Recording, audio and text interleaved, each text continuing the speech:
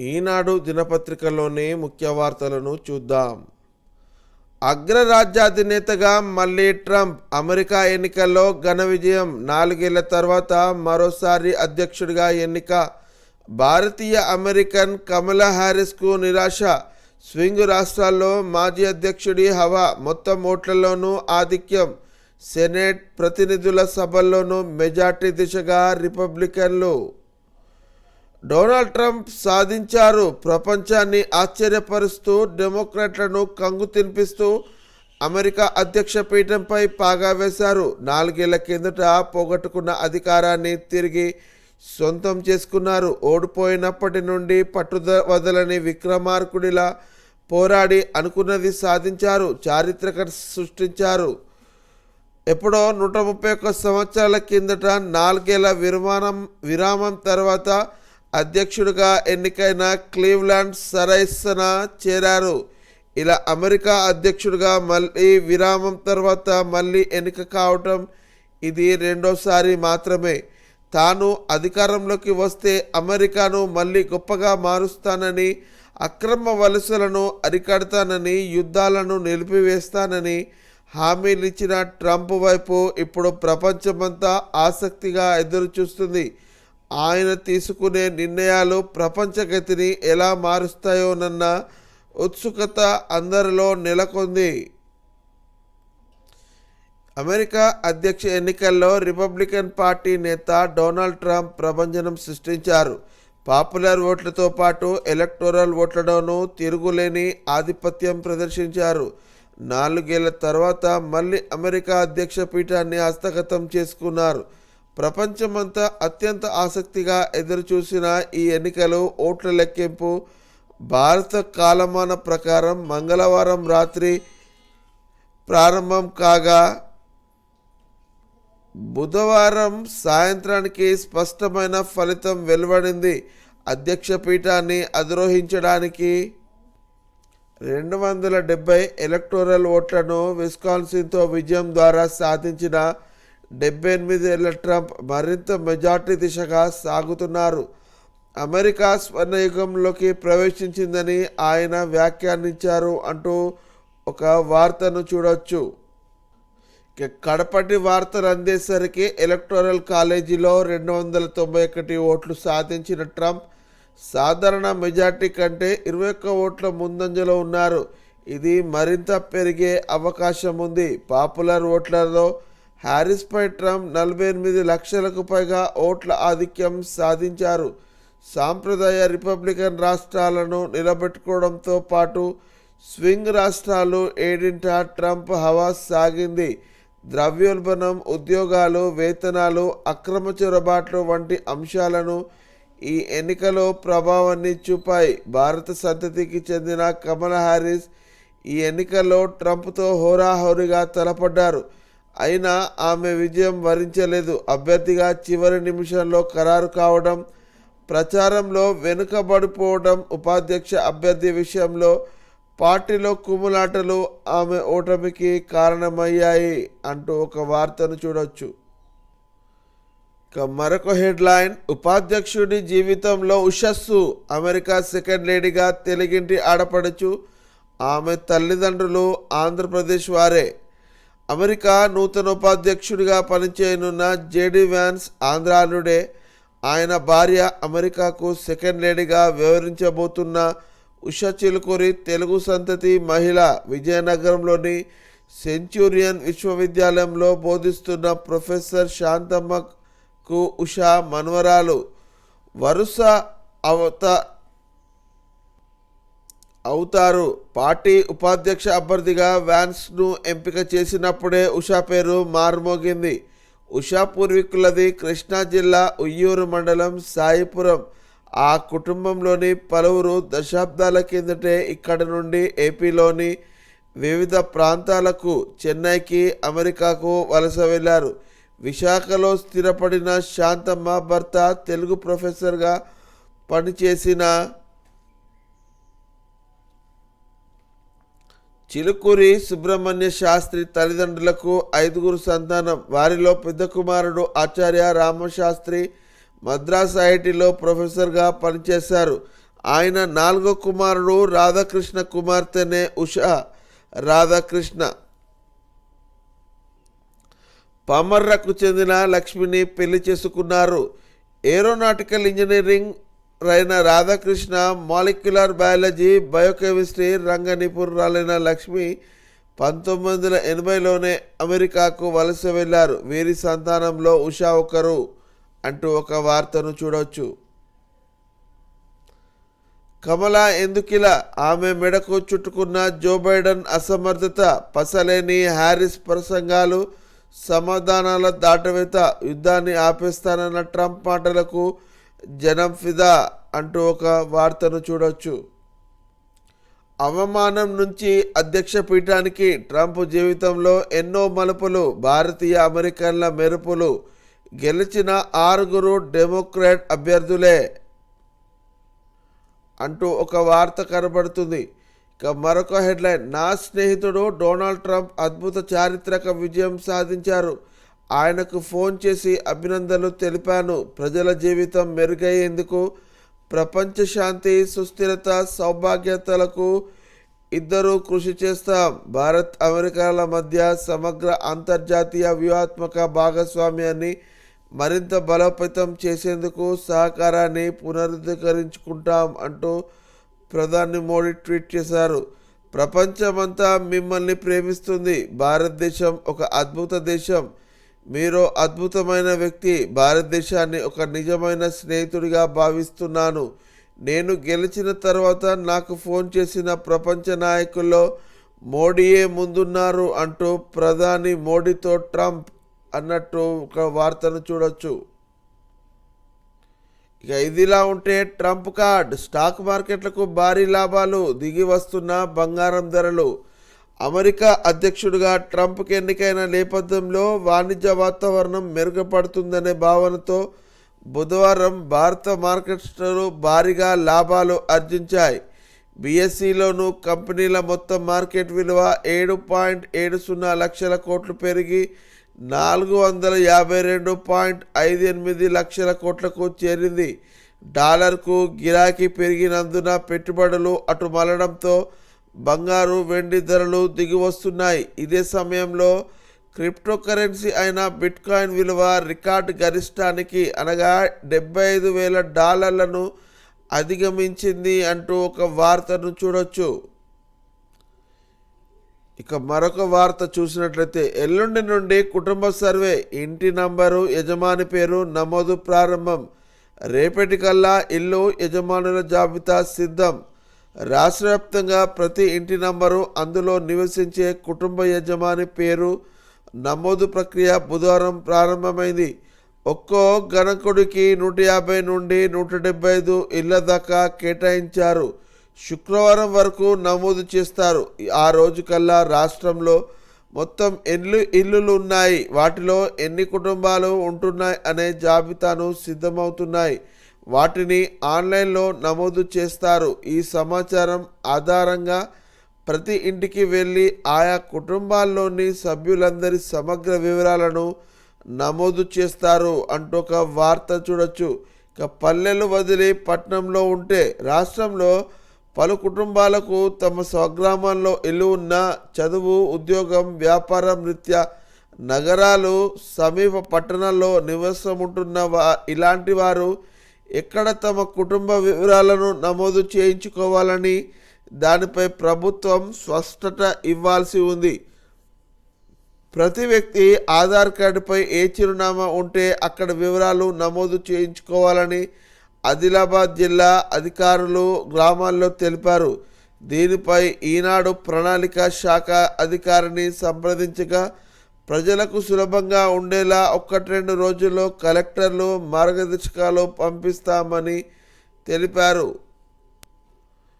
మరొక headline, formula ఈ race కేసులో విచారణ వేగవంతం. కేటీఆర్పై ఎఫ్ఐఆర్ నమోదుకు అనుమతి కోరిన గవర్నర్కు ప్రభుత్వం లేఖ. అప్పటి పురపాలక ప్రత్యేక ప్రధాన కార్యదర్శి అరవింద్ కుమార్, చీఫ్ ఇంజనీర్లపైన చర్యలకు సర్కారు అనుమతి. ఫార్ములా ఈ కారు రేస్ వారంలో ఒప్పందం కుదుర్చుకోవడానికి ముందే నిధులు చెల్లించడం, అందులోనూ నిబంధనలకు విరుద్ధంగా విదేశీ కరెన్సీ రూపకంలో ఇవ్వడంపై విచారణ వేగవంతం అందుకున్నట్లు తెలుస్తుంది. ఈ అంశంపై విచారణ జరపాలని అవినీతి నిరోధక శాఖకు పురపాలక పట్టణాభివృద్ధి సంస్థ గత వారం లేఖ రాసింది. అయితే బాధ్యులైన వారిపై కేసు నమోదు చేసి విచారణ జరపాలంటే వారి స్థాయిని బట్టి ప్రభుత్వం నుంచి అనుమతి తీసుకోవాల్సి ఉంది. ఈ నేపథ్యంలో అప్పటి పురపాలక శాఖ మంత్రి, ప్రస్తుతం ఎమ్మెల్యేగా ఉన్న కేటీఆర్పై ఎఫ్ఐఆర్ నమోదుకు అనుమతి కోసం గవర్నర్కు ప్రభుత్వం లేఖ రాసినట్లు సమాచారం. మరొక వార్త చూసినట్లయితే, గవర్నర్తో సీఎం రేవంత్ భేటీ, కులగణన సర్వే తీరును వివరించిన సీఎం. 14న రెండో విడత సమీకృత గురుకులాల మంజూరు, ఆ రోజు 15,000 మందితో విద్యార్థులతో కార్యక్రమం అంటూ సీఎం రేవంత్ రెడ్డి. ఇక గవర్నర్ జిష్ణుదేవ్ వర్మకు పుష్పగుచ్చం అందజేస్తున్న సీఎం రేవంత్ రెడ్డి. చిత్రంలో వేం నరేందర్ రెడ్డి, చామల కిరణ్ కుమార్ రెడ్డి, షబ్బీర్ అలీ, పొంగులేటి శ్రీనివాసరెడ్డి, బలరాం నాయక్ తదితరులను మనం ఇక్కడ ఫైల్ ఫోటోలో చూడొచ్చు. ఇక మరొక వార్త, అక్రమాల కోసమే అంచనాలను పెంచారు, 2 కంపెనీలకు లబ్ధి చేకూర్చేలా ప్రభుత్వం ఎత్తుగడలు. మంత్రి కుటుంబ సంస్థకు పనులివ్వడం నిబంధనలకు విరుద్ధం అంటున్న కేటీఆర్. రాష్ట్రంలో ప్రాజెక్టుల నిర్మాణాల పేరిట ప్రభుత్వం అక్రమాలకు తెరలేపిందని, అందుకే వాటి అంచనా వ్యయం పెంచిందని భరాసా కార్యనిర్వాహక అధ్యక్షుడు కేటీఆర్ ఆరోపించారు. ప్రధానంగా 2 కంపెనీలకు లబ్ధి చేకూర్చేలా ప్రభుత్వం ఎత్తుగడలు వేసిందని, అందులోనూ ఒక కంపెనీకి ఒక మంత్రి కుటుంబ సభ్యుడినేనని ఆయన విమర్శించారు. కేబినెట్ నియమాల్లో భాగస్థుడైన మంత్రి కుటుంబ సభ్యుల సంస్థలకు కాంట్రాక్టు అప్పజెప్పడం నిబంధనలకు విరుద్ధమన్నారు. మరొక వార్త చూసినట్లయితే, గ్రీన్ ఫార్మాసిటీలో భారీ పెట్టుబడులు, ముందుకొచ్చిన 5 దిగ్గజ ఫార్మా కంపెనీలు. తొలి దశలో ఒక్కొక్కటి 50 ఎకరాల్లో స్థాపన. మంత్రి శ్రీధర్ బాబు హర్షం.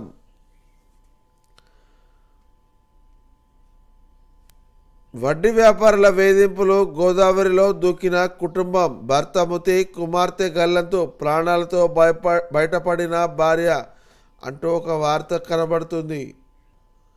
ఇక ఎమ్మెల్వీ డ్రైవింగ్ లైసెన్సుతో రవాణా వాహనాలను నడపవచ్చు. 7.5 టన్నుల బరువును మించిన వాహనాల వరకే అనుమతి, సుప్రీంకోర్టు కీలక తీర్పు. రవాణా వాహన చోదకులకు ఉపశమనం కలిగించే కీలకమైన తీర్పును సుప్రీంకోర్టు బుధవారం వెలువరించింది.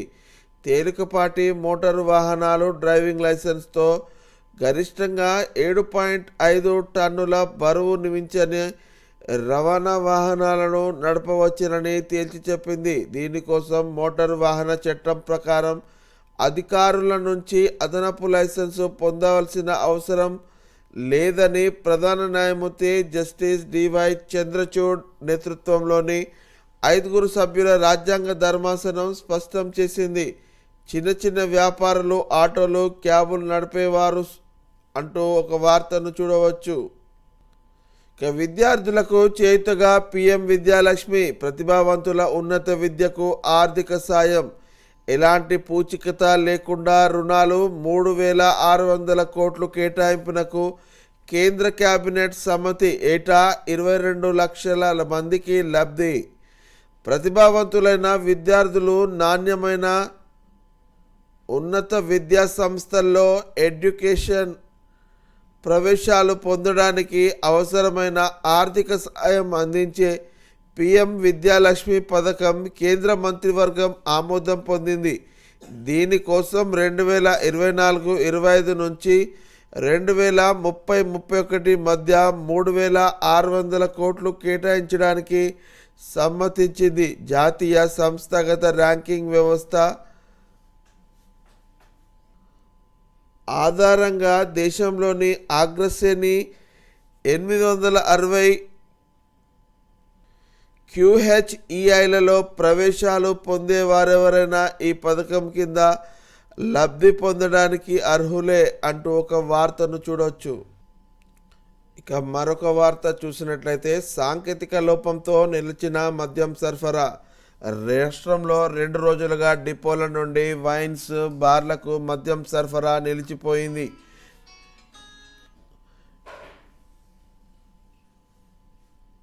వ్యాపారులు మద్యం కొనుగోలు చేసేందుకు ఉద్దేశించిన ఆన్లైన్ చెల్లింపుల వెబ్సైట్లో సాంకేతిక లోపం తలెత్తిన కారణంగా ఈ అంతరాయం ఏర్పడింది. ఈ సాంకేతిక లోపాన్ని సరిచేసేందుకు సీటెల్ సంస్థ నిర్వాహకులు చేసిన ప్రయత్నాలు బుధవారం రాత్రి కొలిక్కి రాలేదు. దీంతో డిపోల నుండి సరఫరా ఆగిపోయింది అంటూ ఒక వార్తను చూడొచ్చు. ఇక వెలుగు దినపత్రికలోని వార్తలను చూద్దాం. Trump is back. Trump 292, Kamala 224. America 47వ అధ్యక్షుడిగా ఘన విజయం. 4 ఏళ్ల తర్వాత రెండోసారి ప్రెసిడెంట్గా పగ్గాలు. చారిత్రక తీర్పునిచ్చిన అమెరికా ఓటర్లు గట్టి పోటీ ఇచ్చిన కమలా హ్యారిస్కు నిరాశే. స్వింగ్ స్టేట్స్ అన్నీ ట్రంప్ వైపే మొగ్గు. 538 ఎలక్టోరల్ కాలేజీ ఓట్లలో 292 ఓట్లతో జయకేతనం. ఈజీగా మ్యాజిక్ ఫిగర్ను దాటేసిన మాజీ ప్రెసిడెంట్. జనవరి 20న బాధ్యతల స్వీకరణ. ఆయనకు మళ్ళా అంత సీన్ లేదని సర్వేలు ఉదరగొట్టినాయి. మీడియా కూడా అదే రాగం అందుకుంది. కానీ ఆయన మాత్రం జనాన్ని నమ్ముకున్నాడు. నేషన్ ఫస్ట్ అంటూ 78 ఏండ్ల వయసులో 900కు పైగా ర్యాలీలు తీసిండు. చావు అంచుదాకా వెళ్ళి ఐఆమ్ బ్యాక్ అంటూ జయబెరీ మోగించాడు. గోడకు విసిరిన బాల్ లెక్క వెనక్కి తిరిగొచ్చిండు. అమెరికాకు మళ్ళీ డొనాల్డ్ ట్రంప్ అధ్యక్షుడైండు. 4 ఏళ్ల విరామం తర్వాత వైట్ హౌస్లో అడుగుపెట్టిన వ్యక్తిగా రికార్డు సృష్టించిండు. 100 ఏండ్ల చరిత్రను తిరగరాసిండు అంటూ ఒక వార్తను చూడొచ్చు. అమెరికా అధ్యక్ష పీఠం మళ్ళీ డొనాల్డ్ ట్రంప్నే వరించింది. దేశానికి తొలి మహిళా ప్రెసిడెంట్ కావాలన్న కమలా హ్యారిస్ కళ చెదిరిపోయింది. 4 ఏళ్ల నాటి ఎన్నికల్లో ట్రంప్ను ఓడించిన జనం ఈసారి మాత్రం ఆయన వైపే మొగ్గు చూపారు. రిపబ్లికన్ నేతకు చారిత్రక విజయంను కట్టబెట్టారు. అమెరికా 47వ అధ్యక్షుడిగా రిపబ్లికన్ పార్టీ అభ్యర్థి మాజీ ప్రెసిడెంట్ డొనాల్డ్ ట్రంప్ విజయం దుంబది మోగించారు.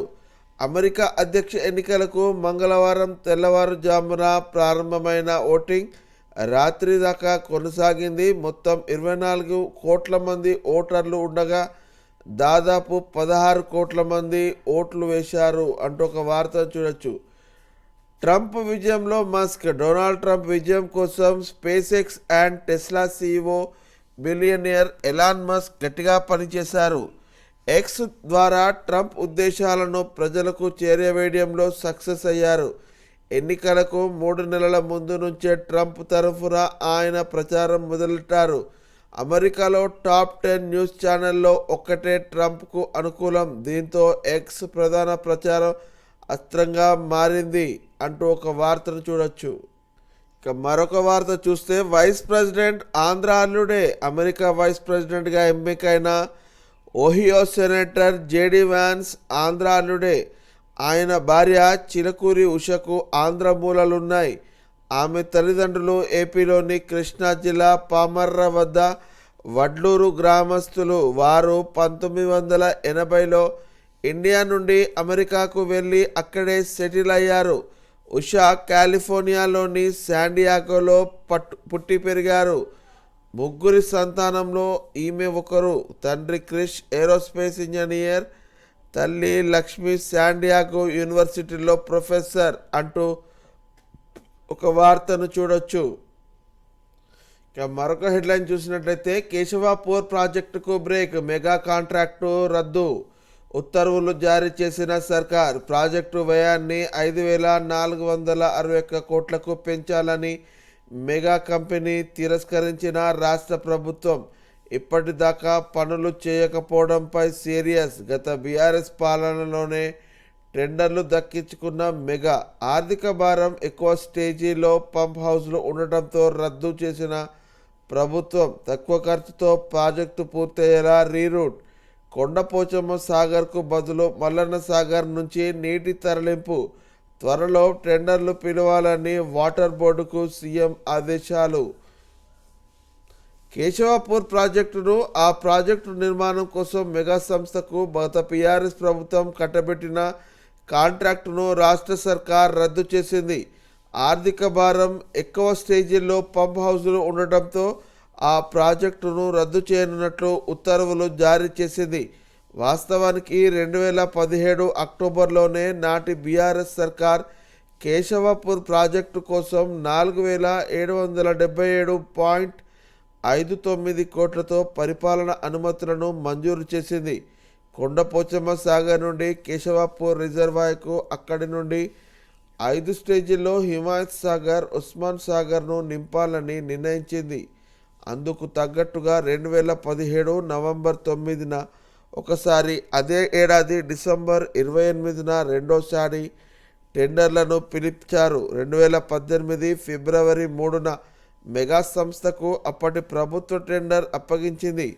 కానీ పలు కారణాలతో ఇన్నేళ్లు ఆ ప్రాజెక్టు పట్టాలెక్కలేదు. కేశవాపూర్కు నీటిని తరలించే స్లూన్లు వరకు పనులు చేసినా మిగతా పనులేవి మొదలు కాలేదు అంటూ ఒక వార్తను చూడొచ్చు. ఇక మరొక వార్త, మెగాను బ్లాక్ లిస్టులో పెట్టాలి, సుంకిశాల ఘటనపై విచారణ కమిటీ రిపోర్ట్ ఇచ్చిన చర్యలేవి అంటున్న కేటీఆర్. మెగా క్రిమినల్ నెగ్లిజెన్స్ వల్లే సుంకిశాల వాల్ కూలింది. ఆ కంపెనీకి కొడంగల్ లిఫ్ట్లో 4350 కోట్లు పనులేంది. మేడిగడ్డలో ఒక పర్రెను పట్టుకొని ఎన్నికల్లో లబ్ధి పొందారు. రేవంత్ చెప్పినట్లు ఐఏఎస్లు సంతకాలు పెడితే ఉద్యోగాలు ఉడతాయి. మేం అధికారంలోకి వచ్చినాక అన్నింటిపై విచారణ జరిపిస్తాం. ఎవరు ఎప్పుడు అరెస్ట్ అవుతారో పొంగులేటి చెప్పడమేంది అని ప్రశ్న. ఇదిలా ఉంటే మెగాకు పాలు పోసి పెంచిన పాపం మీదే. కేటీఆర్పై ఎంపీ గడ్డం వంశీ ఫైర్. ఆ కంపెనీని బీఆర్ఎస్ హయాంలో ఎందుకు బ్లాక్ లిస్టులో పెట్టలేదు, అందుకు ఎంత ముట్టిందో చెప్పాలని డిమాండ్.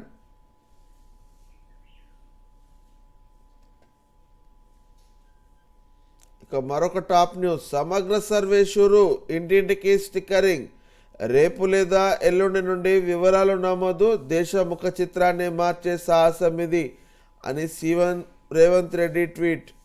ప్రభుత్వం ప్రతిష్టాత్మకంగా చేపడుతున్న సమగ్ర కులగణన సర్వే బుధవారం రాష్ట్ర వ్యాప్తంగా ప్రారంభమైంది. సర్వే సిబ్బందికి తొలుత 3 రోజుల పాటు కుటుంబాలను గుర్తించే పనిలో పడ్డారు. ఇంటింటికి వెళ్ళి ఎన్ని కుటుంబాలు ఉన్నాయో గుర్తించి ఇండ్లకు స్టిక్కర్లు అతికిస్తున్నారు. కొన్ని చోట్ల ఈ నెల 8 నుంచి, మరొక చోట్ల 9వ తేదీ నుండి వివరాలు నమోదు చేస్తామని, సర్వేలో ఏ అంశాలు చెప్పాలో ప్రజలకు అవగాహన కల్పిస్తున్నారు. మంత్రులు, ప్రజాప్రతినిధులు, కలెక్టర్లు క్షేత్రస్థాయిలో సర్వేను పర్యవేక్షిస్తూ సిబ్బందికి మార్గనిర్దేశం చేస్తున్నారు అంటూ ఒక వార్త చూడవచ్చు. ఇక కులగణన తర్వాతే రిజర్వేషన్లు 50% దాటుతాయి. జనాభా దామాషా ప్రకారం రిజర్వేషన్లను పెంచుదామంటున్న బట్టి. సమగ్ర సర్వే వివరాలు దాచిపెట్టాం, పరిస్థితులను ప్రజలకు వివరిస్తాం, వ్యక్తిగత వివరాలు బయటపెట్టాం. విద్యుత్ కొనుగోలుపై జ్యుడిషియల్ కమిషన్ నివేదికను ప్రజల ముందు పెడతామని వెల్లడి. సమగ్ర కులగణన సర్వే తర్వాత జనాభా దామాషా ప్రకారం రిజర్వేషన్లు పెంచుతామని డిప్యూటీ సీఎం బట్టి విక్రమార్క వెల్లడించారు. అవసరమైతే రిజర్వేషన్లను 50% దాటుతున్నాయని, సర్వే తర్వాత వచ్చిన వివరాల ఆధారంగా చర్చించి నిర్ణయం తీసుకుంటామని తెలిపారు. గత బీఆర్ఎస్ ప్రభుత్వం సమగ్ర కుటుంబ సర్వే చేసి వివరాలు బయటకు చెప్పలేదని, తాము కులగణన సర్వే తర్వాత రాష్ట్రంలో ఎవరెవరి పరిస్థితులు ఎలా ఉన్నాయి అనే వివరాలు ప్రజల ముందు పెడతామని స్పష్టం చేశారు. వ్యక్తిగత డేటాను గోప్యంగా ఉంచుతామని, దానిపై ఏం చేయాలనేది నిర్ణయం తీసుకుంటామని చెప్పారు. బుధవారం ప్రజాభవన్లో డిప్యూటీ సీఎం బట్టి విక్రమార్క మీడియాతో మాట్లాడారు. సమాజంలోని సామాజిక, ఆర్థిక, విద్య, ఉపాధి, రాజకీయ అవకాశాలను మెరుగుపరచడానికి అవసరమైన ప్రణాళికలు రూపొందించి వాటిని అమలు చేయడమే ఈ సమగ్ర కులగణన సర్వే ఉద్దేశమని ఆయన వివరించారు అంటూ ఒక వార్తను చూడొచ్చు. డ్రగ్స్ ఎవరిచ్చారు, మీ ఫోన్ ఎక్కడుంది? జన్వాడ ఫామ్ హౌస్ కేసులో విజయ్ మద్దూరికి పోలీసుల ప్రశ్నల వర్షం. నేను నెదర్లాండ్స్లో డ్రగ్స్ తీసుకున్నా, ఇక్కడ తీసుకోలేదని సమాధానం. 3 గంటల పాటు కొనసాగిన ఇంటరాగేషన్ అంటూ ఒక వార్త చూడవచ్చు. ఇక ఉన్నత చదువుల కోసం స్టూడెంట్లకు లోన్లు, పీఎం విద్యాలక్ష్మి స్కీమ్కు కేంద్ర కేబినెట్ ఆమోదం. ఎఫ్సిఐకి 10,700 కోట్లు కేటాయించిన గ్రీన్ సిగ్నల్.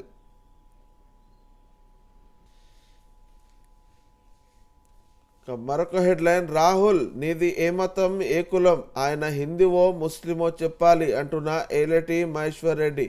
కాంగ్రెస్ నేత రాహుల్ గాంధీ ముందు ఆయన మతం కులమేంటో చెప్పాలని, ఆ తర్వాత కులగణనపై మాట్లాడాలని బీజేపీ నేత ఏలేటి మహేశ్వర్ రెడ్డి అన్నారు. బుధవారం బీజేపీ స్టేట్ ఆఫీస్లో మీడియాతో ఆయన మాట్లాడారు. రాహుల్ గాంధీ తాత పేరు ఫిరోజ్ జహాంగీర్, ఆయన మనవడు రాహుల్ జహాంగీర్ కావాలి, కానీ గాంధీ ఎలా అయ్యారు? ఆయనకు దేశంలో ఉన్న సంస్కృతి సాంప్రదాయాలు తెలుసా అని ప్రశ్నించారు. రాహుల్ గాంధీ కులం మతం గురించి మాట్లాడిన వారిపై కర్ణాటకలో కేసు పెట్టారని, ఇప్పుడు తాను మాట్లాడుతున్నానని, తనపై ఎన్ని కేసులు పెట్టకున్నా భయపడనన్నారు అంటూ ఒక వార్తను చూడవచ్చు.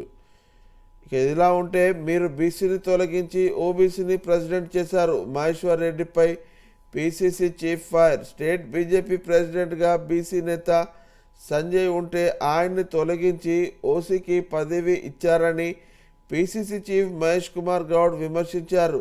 బీసీ సీఎం అని ప్రచారం చేసి ఎల్పీ లీడర్ పదవి ఓసీకి ఇచ్చిన ఘనత బీజేపీకి దక్కిందని ఫైర్ అయ్యారు.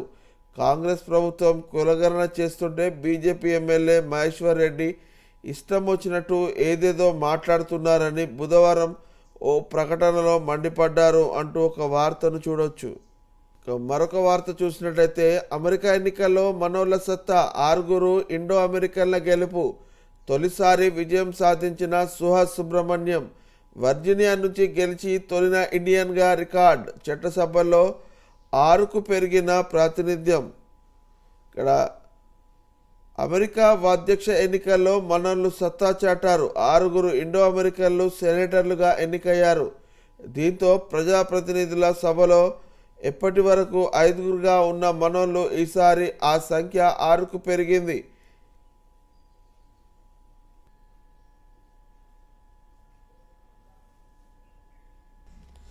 నమస్తే తెలంగాణ వార్తాపత్రికలోని వార్తలను చూద్దాం. స్కామ్ గ్రేస్ లూటీ గ్యారంటీ, కుంభకోణాలకు ఆలన, 11 నెలల రేవంత్ పాలన. మూసీ ప్రాజెక్టు మేఘకే అప్పగిస్తారు. నాడు మీరన్న ఈస్ట్ ఇండియా మాఫియా ఆంధ్ర కంపెనీల కాంట్రాక్టులు ఎందుకు ఇచ్చినావు? ప్రఖ్యాత ఎల్ఎన్టీ ఎన్సీసీ కంపెనీలను తప్పించి 4,350 కోట్ల కొడంగల్ లిఫ్ట్ను ఎందుకు కట్టబెట్టావు? మెగాను బ్లాక్ లిస్ట్లో పెట్టాలని ప్రభుత్వ కమిటీ రిపోర్ట్ ఇచ్చినప్పటికీ చర్యలు ఎందుకు తీసుకోలేదు? సుంకిశాలలో మెగా కంపెనీ క్రిమినల్ నెగ్లిజెన్స్తో రిటర్నింగ్ వాల్ కూలీ 70 నుండి 80 కోట్ల ప్రజాధనం నష్టం. హైదరాబాదుకు గోదావరి నీళ్ల కోసం 1,100 కోట్లతో ప్రతిపాదించిన ప్రాజెక్టుకు ఎందుకు బుట్టదాఖలైంది? ఐఏఎస్ అధికారులు, ఇరిగేషన్ ఇంజనీర్లు జాగ్రత్త. సీఎం చెప్పినట్లు ఆడితే భవిష్యత్తులో విచారణ తప్పదు. పొంగిలేటి కంపెనీ రాఘవకు ప్రాజెక్టులు పనుల. ఇది ఆఫీస్ ఆఫ్ ప్రాఫిట్ కాదా? నిబంధనలు తెలియదా? కేంద్ర బీజేపీ పెద్దలతో రాష్ట్ర కాంగ్రెస్ పెద్దల కుమ్మక్కు. ఈడీ దాడులు గుట్టు బయటకు రానిది, అందుకే బీఆర్ఎస్ వర్కింగ్ ప్రెసిడెంట్ కేటీఆర్ ఆగ్రహం అంటూ వార్తలను చూడొచ్చు.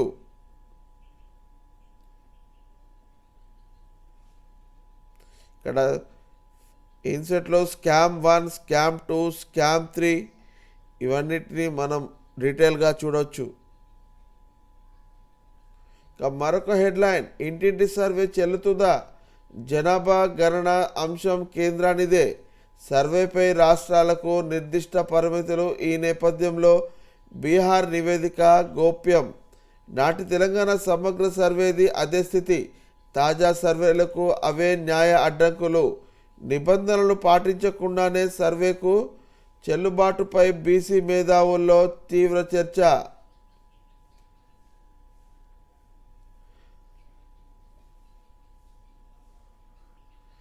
దేశానికే రోల్ మోడల్గా తెలంగాణలో ఇంటింటి సర్వే చేపడుతున్నామని రాష్ట్ర ప్రభుత్వం ఒకవైపు చెప్తుంటే మరోవైపు సర్వే చెల్లుబాటు అవుతుందా అని బీసీ సంఘాలు అనుమానం వ్యక్తం చేస్తున్నాయి. ముఖ్యంగా బీసీ మేధావి వర్గంలో ఈ సర్వేపై లోతైన చర్చ జరుగుతున్నది. కాంగ్రెస్ ప్రభుత్వం అనుసరిస్తున్న విధానావసరహిత లోపభూయిష్ట పద్ధతులకు తోడు న్యాయపరమైన అవరోధాలు సర్వే చెల్లుబాటును ప్రశ్నార్థకం చేస్తున్నాయంటూ ఒక వార్తను చూడవచ్చు. మరొక హెడ్లైన్, రేవంత్ సర్కార్ మందు చూపు, 7,000 కోట్లు అదనంగా పిండుకోవడమే లక్ష్యం. బీరుపై 20, లిక్కర్పై 30 నుండి 50 పెంపు. డిసెంబర్ 2వ వారంలో వడ్డింపు. రెవెన్యూ మీటింగ్లోనూ పెంపుపై చర్చ. ఇప్పటికే త్రిసభ్య కమిటీ నివేదిక. 15% కమిషన్ కోరుతున్న బేవరీలు. ముడిసరుకు ధరలు పెరిగాయని గగ్గోలు. రాష్ట్రంలో మద్యం ధరలు భారీగా పెరగనున్నాయి. బీరుపై కనీసం 20, లిక్కర్ బాటిల్పై 30 నుండి 50 వరకు పెరగనున్నట్లు విశ్వసనీయంగా తెలిసింది. ప్రస్తుతం బీవరీస్కు ప్రభుత్వం చెల్లిస్తున్న ధరలను 10 నుండి 15% మేరకు పెంచాలని నిర్ణయించిన రేవంత్ రెడ్డి ప్రభుత్వం ఆ నష్టాన్ని పూడ్చుకునేందుకు 20 నుండి 25% వరకు పెంచాలని భావిస్తున్నట్లు సమాచారం. ఈ భారం పూర్తిగా వినియోగదారులపైనే పడనున్నది. 9.5 పాలనలో కేవలం 2 సార్లు మాత్రమే మద్యం ధరలను సవరించిన బీఆర్ఎస్ ప్రభుత్వం ఓసారి పలు బ్రాండ్ల ధరలను తగ్గించింది. 2023 ధరలు పెంచాల్సి ఉన్నప్పటికీ ఎన్నికల కోడ్ వల్ల ఆ నిర్ణయం వాయిదా పడింది. ఆ తర్వాత అధికారంలోకి వచ్చిన కాంగ్రెస్ ప్రభుత్వం సంక్షేమ పథకాల అమలుకు డబ్బులు లేకపోవడంతో మద్య ధరల పెంపుపై ఆధారపడింది అంటూ ఒక వార్తను చూడొచ్చు. మరొక హెడ్లైన్, ఇష్టరాజ్యంగా ఇళ్లను కూలుస్తారా, సామాన్లు సర్దుకునే సమయము ఇవ్వరా, నోటీసు ఇవ్వకుండా కూల్చివేతలు తగవు, చట్టపరమైన ప్రక్రియ పాటించాల్సిందే. యూపీ ప్రభుత్వంపై సుప్రీంకోర్టు ఆగ్రహం. బాధితుడికి 25 లక్షలు చెల్లించాలని ఆదేశం. అక్రమణల తొలగింపుపై మార్గదర్శకాలు జారీ. బీజేపీ పాలిత యూపీలోని యోగి ఆదిత్యనాథ్ ప్రభుత్వాన్ని సర్వోన్నత న్యాయస్థానం మరోసారి తప్పుపట్టింది. ఇష్టం వచ్చినట్లు పౌరుల ఇళ్లను బుల్డోజర్లతో కూల్చడంపై ఆగ్రహం వ్యక్తం చేసింది. అన్యాయంగా పౌరుడి ఇంటిని నేలమట్టం చేసేందుకు యోగి ప్రభుత్వానికి జరిమానా విధించింది అంటూ ఒక వార్తను చూడవచ్చు. మరొక హెడ్లైన్, రేవంత్ ఎరా బీజేపీకి చెర, కమలనాథుల భుజం మీద కాంగ్రెస్ తుపాకీ, రెండిటి చెడ్డ రేవడిగా పార్టీ సంఘ్ పరివార్, బీజేపీ సీనియర్ల అంతర్మదనం. ముఖ్యమంత్రి రేవంత్ రెడ్డి చేతుల్లో బీజేపీ పావులా మారిందని, ఆయన రాజకీయ అవసరాల కోసం పార్టీని వాడుకుంటున్నాడని పాతతరం బీజేపీ నేతలు సంఘ్ వర్గాల్లో చర్చ నడుస్తున్నది. ఆయన చేతికి మట్టి అంటకుండా బీజేపీ భుజం మీద రేవంత్ తుపాకీ పెట్టి తన రాజకీయ ప్రత్యర్థులను కాల్చుతున్నారని విశ్లేషిస్తున్నారు. రాష్ట్రంలో రేవంత్ రెడ్డి కానీ కాంగ్రెస్ ప్రభుత్వానికి కానీ ఏవైనా పెద్ద సమస్యలు ఎదురైన సందర్భంలో రాష్ట్ర బీజేపీ వ్యవహరిస్తున్న తీరు కూడా అనుమానాలకు తావిస్తుందని చెప్తున్నారు. అంశాన్ని పక్కదోవ పట్టించాలనో తీవ్రతను తగ్గించాలనో బీజేపీ నేతలు వ్యవహరిస్తున్నారని అనుకుంటున్నారు. బీజేపీ ముఖ్య నేతలు అత్యధికం శాతం కాంగ్రెస్ మీద కన్నా బీఆర్ఎస్ పైనే విమర్శలు చేయడాన్ని ఇందుకు ఉదాహరణ ఇస్తున్నారు. మొత్తంగా సీఎం రేవంత్ రెడ్డి ట్రాప్లో బీజేపీ పడిందన్న చర్చ మాత్రం సంఘ్ బీజేపీ సీనియర్ నేతల్లో పెద్ద ఎత్తున జరుగుతున్నది. దీనివల్ల బీజేపీకి ఏం లాభం అని కూడా చర్చించుకుంటున్నారు. రేవంత్ రెడ్డి అధికారంలోకి వచ్చినప్పటి నుంచి అంటూ ఈ ఒక వార్తను చూడవచ్చు.